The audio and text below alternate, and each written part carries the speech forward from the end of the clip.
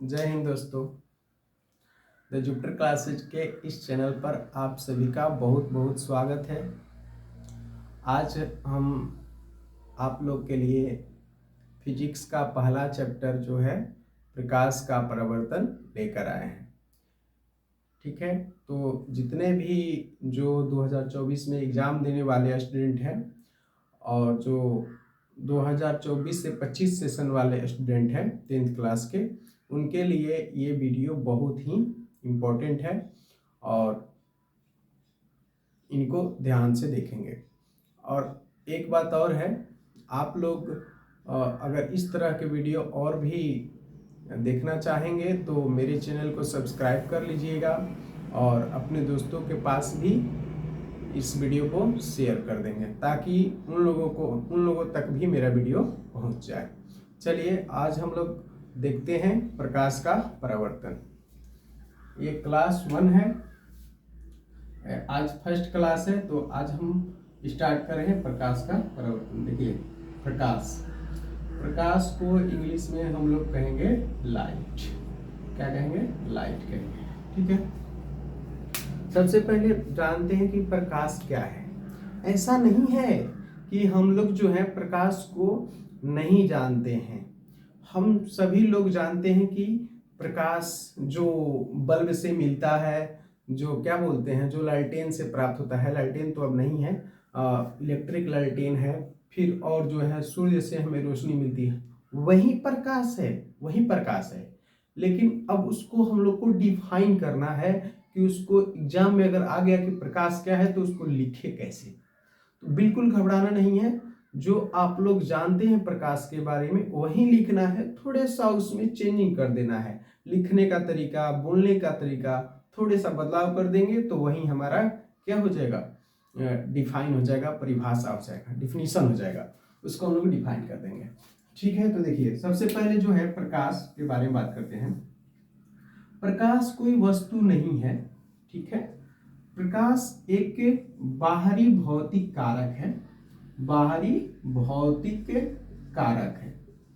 प्रकाश एक बाहरी भौतिक कारक है जिसकी उपस्थिति में प्रकाशीय यंत्र, जिसकी उपस्थिति में प्रकाशीय यंत्र के द्वारा, प्रकाशीय यंत्र कौन कौन हो गया? तो आंख हो गया। ये आंख जो है ये हम लोगों का प्राकृतिक रूप से मिला हुआ है, और दूरबीन जो है ये भी प्रकाशीय यंत्र है। तो बाहरी भौतिक कारक है जिसकी उपस्थिति में प्रकाशीय यंत्र जैसे आंख के द्वारा किसी भी वस्तु को देखा जाता है। किसी भी वस्तु को देखा जाता है, उसी को हम लोग क्या कहते हैं? प्रकाश कहते हैं। ठीक है, तो प्रकाश क्या है? तो वह भौतिक कारक है जिसकी उपस्थिति में प्रकाशीय यंत्र जैसे आंख के द्वारा जो जीव होते हैं उसकी उपस्थिति में किसी भी वस्तु को देख पाते हैं। ठीक है, अब रही बात प्रकाशीय यंत्र जो है वह किसको बोलेंगे? तो प्रकाशीय यंत्र हम लोग आंख को बोलते हैं, और मानव निर्मित भी है कुछ, जैसे कि दूरबीन हो गया, किसी वस्तु को देखने के लिए इस्तेमाल किया जाता है। अब देखिए प्रकाश, अगर एक बात और है समझते हैं कि प्रकाश और आंख का कॉम्बिनेशन जो है ना, वह ऐसा है कि एक के बिना एक अधूरा है। एक के बिना एक अधूरा है। अगर मान लेते हैं कि दिन के समय में प्रकाश हो और हमारा जो है वह आंखें ऐसे बंद हो जाए या बंद करके महसूस कर, तो कोई भी वस्तु नजर नहीं आएगा। अगर मान लेते हैं कि आंख है हमारे पास, अंधेरा हो जाए और लाइट को हटा दिया जाएगा तो अंधेरा हो ही जाएगा। सूरज अगर देखते हैं कि शाम के समय में क्या बोलते हैं, डूब जाते हैं या फिर अस्त हो जाते हैं, तो देखते हैं कि आंख जो है, आंख रहते हुए भी हम किसी वस्तु को नहीं देख पाते हैं जब तक कि हम टॉर्च का या फिर किसी भी प्रकाश स्रोत का इस्तेमाल नहीं करते हैं। अच्छा ठीक है, यहाँ पर देखते हैं तो जो प्रकाश है और जो आंख है, प्रकाश और आंख ये एक दूसरे के क्या है? पूरक है। यानी कि एक के बिना एक अधूरा है। एक के बिना एक क्या है? अधूरा है। जैसे आंख रहेगा, प्रकाश ना रहेगा तो भी वस्तु को नहीं देख पाएंगे। प्रकाश रहेगा, आंखें ना रह पाएगा तो नहीं देख पाएंगे। आंख रहेगा, प्रकाश नहीं रहेगा तो भी, मतलब दोनों में से एक रहता है तो नहीं हो पाएगा।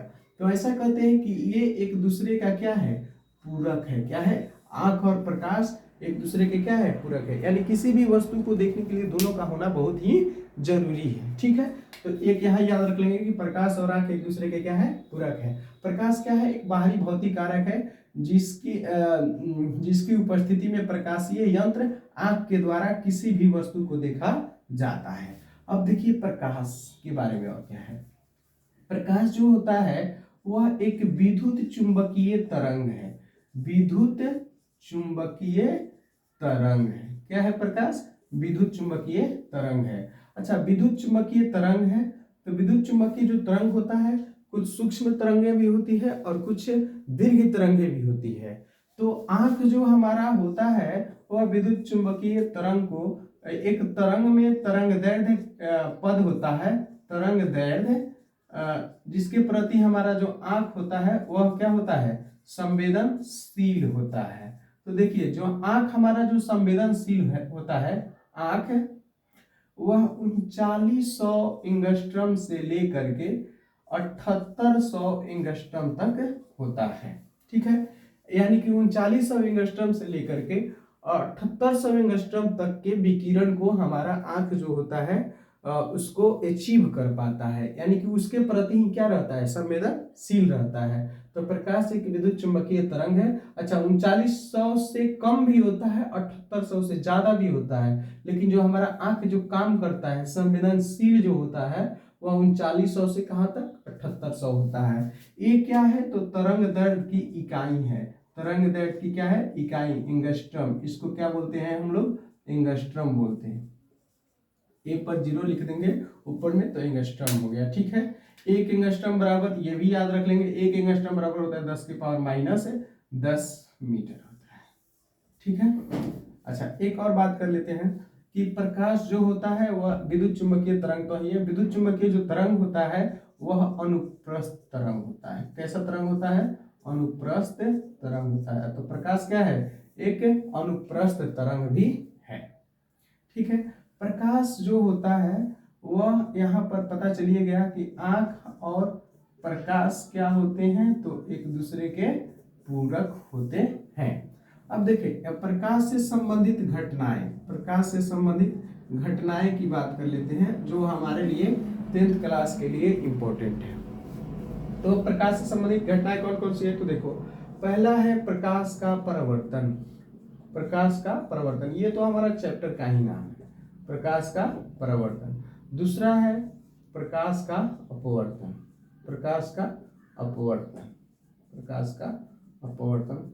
तीसरा है प्रकाश का वर्ण विक्षेपण, वर्ण विक्षेपण, वर्ण विक्षेपण।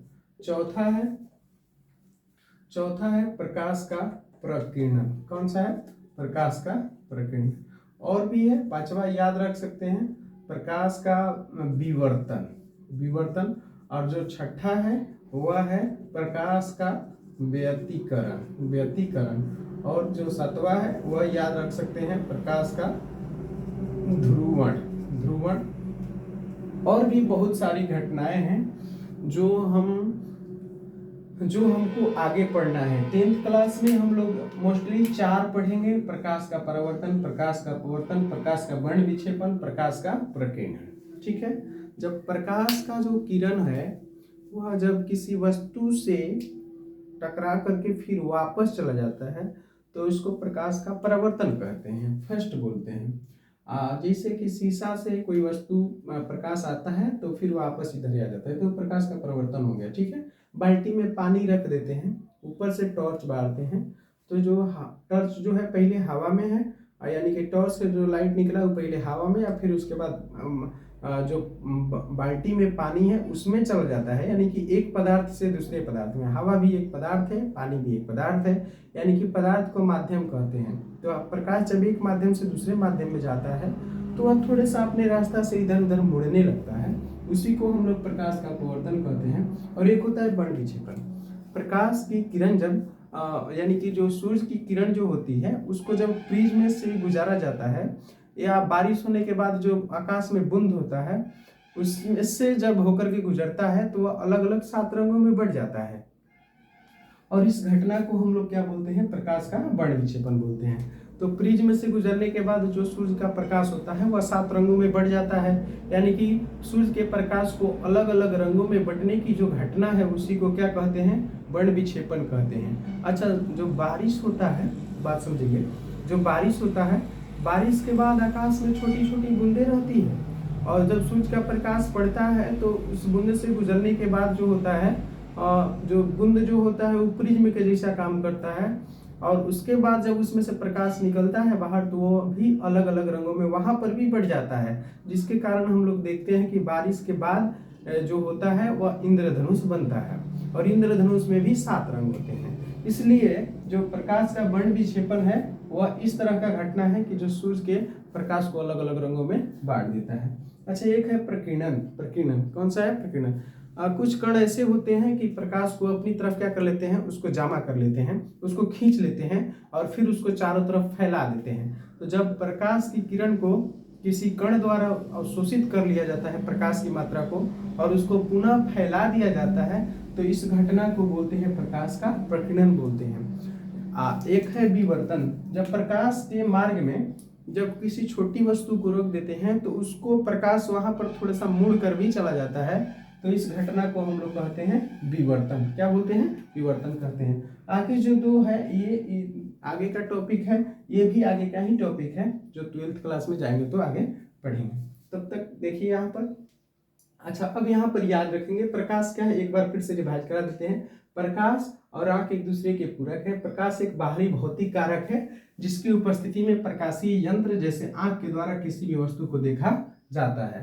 प्रकाश एक विद्युत चुंबकीय तरंग है। प्रकाश क्या है? विद्युत चुंबकीय तरंग है जो हमारे आंख कहाँ से कहाँ तक देखता है, तो 3900 एंगस्ट्रॉम से लेकर के 7800 एंगस्ट्रॉम तक के लिए संवेदनशील होता है। 1 एंगस्ट्रॉम बराबर कितना मीटर? 10⁻⁻10 मीटर होता है। प्रकाश क्या है? तो प्रकाश एक अनुप्रस्थ तरंग है। प्रकाश क्या है? एक अनुप्रस्थ तरंग है। और एक और बात बताते हैं कि जो प्रकाश होता है, अभी 10th क्लास में हम लोग जानेंगे कि जो प्रकाश होता है वह सीधी रेखा में गमन करता है। सीधी रेखा में गमन करता है या फिर चलता है। और बात समझते हैं कि प्रकाश जो होता है, टॉर्च, यहाँ से एक टॉर्च ले लेते हैं। टॉर्च लेने के बाद जैसे ही मान लेते हैं टॉर्च हो गया, टॉर्च में जैसे ही स्विच ऑन करते हैं प्रकाश तुरंत दीवार पर चला जाता है, दीवार तक चला जाता है। टॉर्च बड़ा वाला बढ़िया सेल लेंगे, बढ़िया वाला टॉर्च लेंगे तो तुरंत यहाँ स्विच ऑन किए, पता चला कि प्रकाश बहुत दूर चल गया। यानी कि जो प्रकाश जा रहा है उसको कहते हैं प्रकाश का वेग, कितना तेजी से जा रहा है। तो प्रकाश का वेग जो होता है, प्रकाश का वेग कि कितना तेजी से कहाँ तक पहुंचता है, उसको सबसे पहले ज्ञात किया था रोमर ने। किसने ज्ञात किया था? रोमर ने ज्ञात किया था 1676 ईस्वी में। कब ज्ञात किया था? तो 1676 ईस्वी में। तो यहाँ देखेंगे तो बहुत सारी सवाल है, उसको आप कर लेंगे। प्रकाश के वेग जो होता है उसको किसने सबसे पहले खोजा, किसने मापा? तो 1676 ईस्वी में रोमर ने मापा। प्रकाश का जो जिसके प्रति हम लोग का आंख जो होता है संवेदनशील होता है, उसका तरंग दैर्घ्य कितना होता है? तो 3900 से कितना? 7800 एंगस्ट्रॉम। न्यूनतम 3900, अधिकतम 7800। प्रकाश क्या है? तो बताएंगे कि विद्युत चुंबकीय तरंग है। प्रकाश क्या है? प्रकाश अनुप्रस्थ तरंग है। प्रकाश क्या? प्रकाश किस रेखा में, प्रकाश किस तरह से एक जगह से दूसरी जगह जाता है? तो बताएंगे कि सीधी रेखा में गमन करता है। ठीक है, और इसको जो आप लोग को उचित लगे उसको नोट कर लेंगे।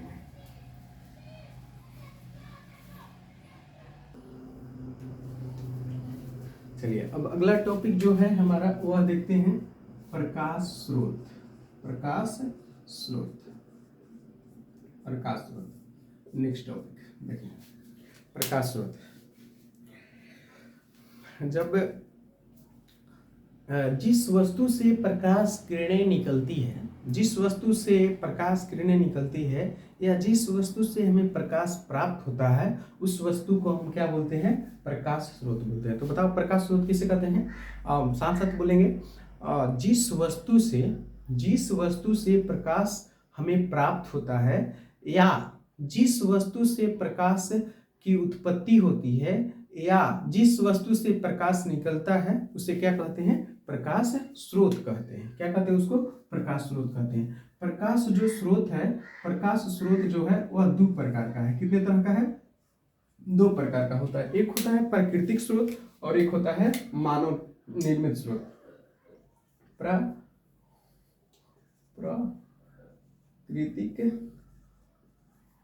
प्राकृतिक स्रोत और एक कौन सा हो जाएगा? प्राकृतिक स्रोत और एक हो जाएगा मानव निर्मित स्रोत। मानव निर्मित स्रोत। चलिए ध्यान से देखें।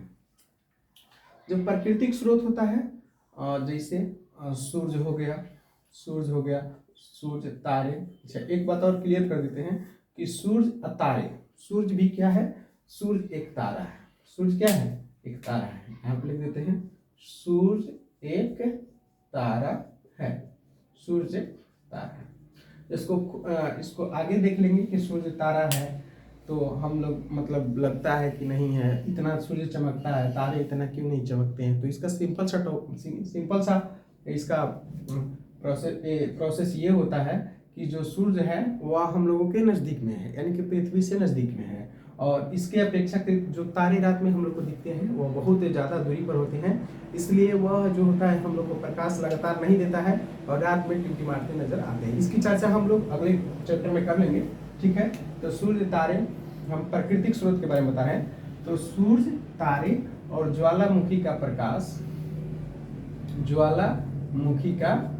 प्रकाश और लिख सकते हैं जुगनू, यानी कि जो रात के समय में हम लोग गर्मी के टाइम में देखते हैं कि आकाश में जो होते हैं छोटे छोटे उड़ते हैं, तो वो देखते हैं कि उसके पीछे वाले भाग पर जो होता है चमकता है, तो वो प्रकाश है।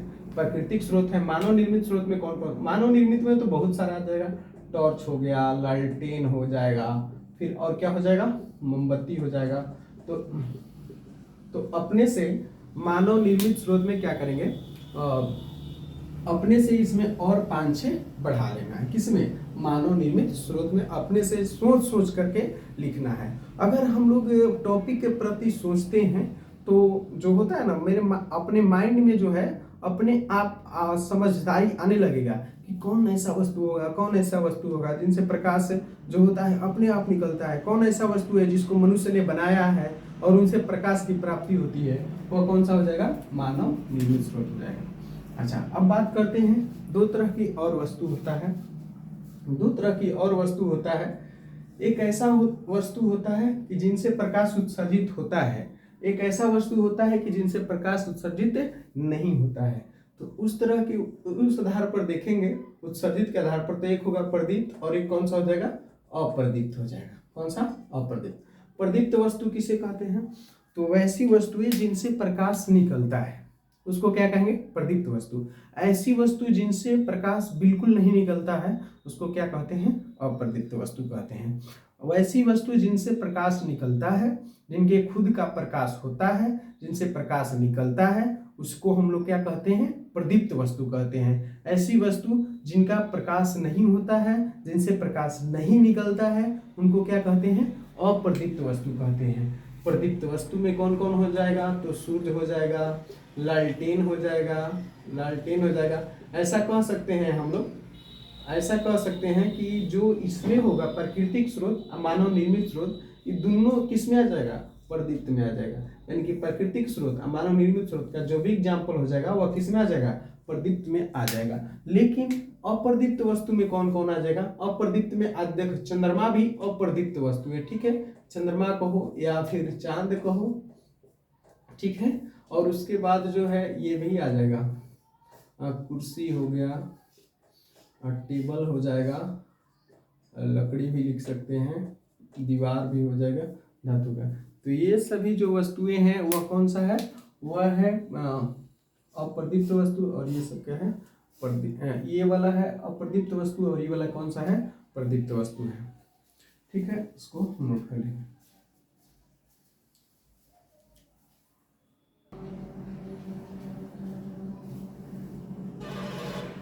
अब देखिए हमारा जो अगला टॉपिक है वह है कौन सा? वह है किरण, या फिर इसको इंग्लिश में बोलेंगे रे।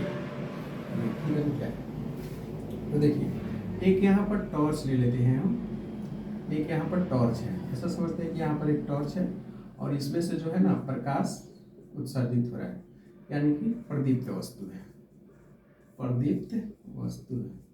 और क्या कर देते हैं कि यहाँ पर एक कूट ले लेते हैं, कूट, कूट समझते हैं आप लोग, और एक जगह इसमें होल कर देंगे, एकदम छोटा सा होल करेंगे और इससे इसके एकदम नज़दीक में रखेंगे, दोनों को दूरी जो होगा वो बड़ी कम होगा। तो इसमें से देखेंगे कि एकदम पतला ऐसे करके पता चलेगा कि ऐसे कभी कभी जो होता है कि जो घास फूस का जो झोपड़ी होता है उसमें कहीं कहीं छिद्र होता है, तो सूरज का प्रकाश दिखाई देता है, ऐसा होता है कि लगता है कि एकदम सामने ऐसे गिर रहा है। तो उसी को हम लोग क्या बोलते हैं? किरण बोलते हैं। क्या बोलते हैं? किरण बोलते हैं। प्रकाश की किरण, प्रकाश की, इसको किरण बोल सकते हैं या बोल सकते हैं प्रकाश की किरण। ठीक है, अब देखिए किरण क्या है। अभी यहाँ पर जो था, यहाँ पर एक निकला हुआ है तो इसको किरण कहेंगे, लेकिन यहाँ पर देख रहे तो प्रकाश चारों तरफ फैल रहा था, यानी कहने का मतलब है कि किरण सब आपस में मिला हुआ था। तो यहाँ पर देखेंगे कि किरणों का समूह है, किरणों का क्या है? समूह है। तो इस प्रकार के किरणों के समूह को क्या कहते हैं? तो किरणों के समूह को क्या कहते हैं? तो प्रकाश पुंज कहते हैं, प्रकाश पुंज, या उसको कहते हैं किरण पुंज। क्या उसको कहते हैं? किरण पुंज। तो दो तरीके का बात हो गया, एक उसको कहेंगे प्रकाश पुंज या उसको कहेंगे किरण पुंज, दोनों मतलब दोनों एक ही तरह का बात हो गया। किरण क्या है? तो जो प्रकाश जो होता है उसकी एक पतली भाग जो होता है प्रकाश का, पतली जो आरेख होता है उसको हम लोग किरण कहेंगे। और प्रकाश के किरणों के समूह को क्या कहेंगे? तो प्रकाश पुंज कहेंगे, या फिर इसको क्या कहेंगे? किरण पुंज कहेंगे। तो किरण को हम लोग कैसे दिखाते हैं? तो किरण को सूचित किया जाता है एक ऐसे सीधा रेखा खींच करके, अब बीच में ऐसे रहेगा, या फिर यहाँ पर भी दे सकते हैं। तो इसी को हम लोग क्या कहते हैं?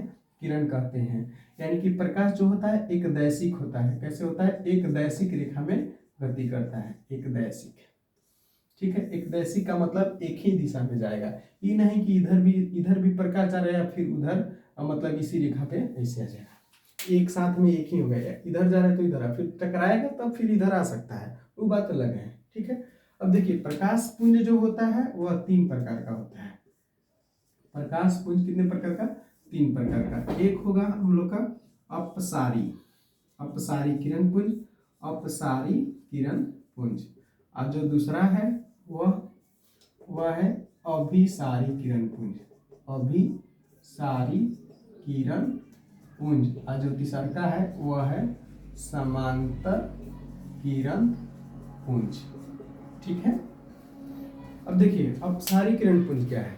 तो अपसारी जो किरण पुंज होता है, एक बिंदु स्रोत से जब प्रकाश बिंदु स्रोत से, स्रोत कहने का मतलब है कि प्रकाश स्रोत जो बताया ना, वहां से प्रकाश स्रोत से जब प्रकाश की किरणें एक बिंदु से निकलती हुई प्रतीत होती है, लगता है कि एक वस्तु से निकल रहा है और चारों तरफ फैल रहा है, तो इसी को हम लोग क्या कहते हैं?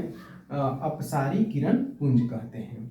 जब प्रकाश की किरणें किसी वस्तु से निकल करके चारों तरफ फैलती चली जाती है, तो उस प्रकार के किरण को अपसारी किरण पुंज कहते हैं। एक और बात है, अप माने क्या होता है? ऊपर होता है। अप मतलब क्या होता है? ऊपर। तो इंग्लिश में अप का मतलब ऊपर होता है, तो यहाँ पर चारों तरफ, ऊपर का मतलब समझेंगे कि चारों तरफ बाहर की तरफ निकल रहा है, ऊपर जा रहा है, तो इसको कहेंगे अपसारी किरण पुंज। अच्छा, इसमें जो होता है अपसारी किरण पुंज में कि दो किरणों के बीच में जो दूरी होता है, जैसे जैसे इसमें से फैलता जाएगा, आगे की ओर चलता जाएगा, तो इसमें जो दूरी देखेंगे वह लगातार बढ़ता जाता है। यहाँ पर कम है, यहाँ पर और ज्यादा हो गया, और यहाँ पर और ज्यादा हो गया। तो इस तरीका से हम समझ सकते हैं कि अपसारी किरण पुंज में जो दो किरणों के बीच में जो दूरी होता है वह लगातार क्या होता है? बढ़ता चला जाता है। अब अभिसारी, तो देखो भी का मतलब अभिसारी में एक आ रहा है, यहाँ पर बीच में देखेंगे तो भी आ रहा है। अब भी का मतलब हम लोग यहाँ से समझेंगे भीतर, भी का भीतर, और भीतर को हम लोग अंदर भी कहते हैं। क्या कहते हैं? अंदर भी कहते हैं। तो जब प्रकाश की किरणें किसी स्रोत से आकर के एक बिंदु पर मिलती हुई प्रतीत होती है, तो इस प्रकार के किरण पुंज को हम लोग क्या कहते हैं, अभिसारी किरण पुंज कहते हैं। जस्ट इसके ठीक उल्टा होता है, ये बाहर एक बिंदु से बाहर की ओर फैलता चला जाता है और ये बाहर से एक बिंदु पर आता हुआ प्रतीत होता है। तो इस प्रकार के किरण पुंज को हम लोग अभिसारी किरण पुंज कहते हैं। भी का मतलब भीतर, भीतर की ओर माने अंदर की ओर सब जाके किरण एक जगह इकट्ठा हो जाता है। ठीक है, इनके बीच की इनमें दो किरणों के बीच की दूरी क्या होती जाती है, घटती जाती है। इधर से आ रहा है तो यहाँ पर ज्यादा था और पास आया तो और कम हो गया। ठीक है, ये अंतर हो गया। समांतर किरण पुंज में क्या होता है कि प्रकाश की किरणें जो होती है, किरणों का जो समूह होता है वह एक समान रेखा में यानी कि एक दूसरे के समांतर जो होता है चलता जाता है, तो उसको क्या बोलते हैं, तो समांतर किरण पुंज बोलते हैं। समांतर किरण पुंज में क्या होता है कि इनके बीच की जो दूरी होता है, दो किरणों के बीच की जो दूरी होता है वह यहाँ भी उतना ही होगा, कुछ दूर आगे जाने के बाद भी देखेंगे तो उतना ही रहेगा। तो इसको हम लोग कौन सा क्या बोलते हैं, तो इसको बोलते हैं समांतर किरण पुंज बोलते हैं। जो सूर्य होता है वह काफी पृथ्वी से दूर है। काफी दूर कहने का मतलब कितना किलोमीटर दूर है, तो बता देते हैं 15 करोड़ किलोमीटर दूर है। सूर्य पृथ्वी से कितना दूर है, तो 15 करोड़ किलोमीटर दूर है। यानी कि ऐसा है, एग्जैक्ट बताते हैं, 14 करोड़ 96 लाख किलोमीटर लगभग दूर है। यानी कि 96 और 4 लाख होता तो लगभग 15 करोड़ हो जाता। तो हम लोग 15 करोड़ याद रखेंगे या फिर 150 करोड़। तो जो सूर्य से आने वाली जो किरणें हैं, जो पृथ्वी के लगभग पहुंचने वाली होती है, वह सभी किरणें क्या होती है, समांतर होती है। लेकिन अगर जहां सूर्य है वहां अगर उसके नजदीक में किरण की बात करेंगे तो वह कौन सा हो जाता है, अपसारी किरण पुंज। या फिर ऐसे समझते हैं कि किसी यहाँ पर बल्ब रखा हुआ है, बल्ब से जो प्रकाश की किरणें ऐसे ही ना निकलता है, तो इसको कहेंगे अपसारी किरण पुंज। जो सूर्य से आने वाली किरण होती है और जो पृथ्वी तक पहुंचता है, हर एक वस्तु तक पहुंचता है, तो उसको कहते हैं कौन सा किरण, तो उसको कहते हैं समांतर किरण पुंज। जो अभिसारी होता है वह दूसरे चैप्टर में एक लेंस आएगा, लेंस से गुजारने के बाद देखते हैं कि सारा किरण जो होता है एक ही जगह पर जमा होता है। दर्पण में भी ऐसा होगा, तो वहां पर हम लोग देखेंगे कि किस तरह की किरणें मिलेगी, तो अभिसारी किरण पुंज मिलेगा। ठीक है, इसको नोट कर लेंगे आज के लिए। हाँ, एक और बात है, आप लोग जो है थोड़ा सा सपोर्ट करेंगे और मेरे इस वीडियो को अपने दोस्तों के पास शेयर करेंगे। हम कोशिश करेंगे कि आज से जो कल का वीडियो हो वह बहुत ही अच्छा हो और इसके लिए हम मेहनत और करेंगे और आप लोग को समझा पाएंगे।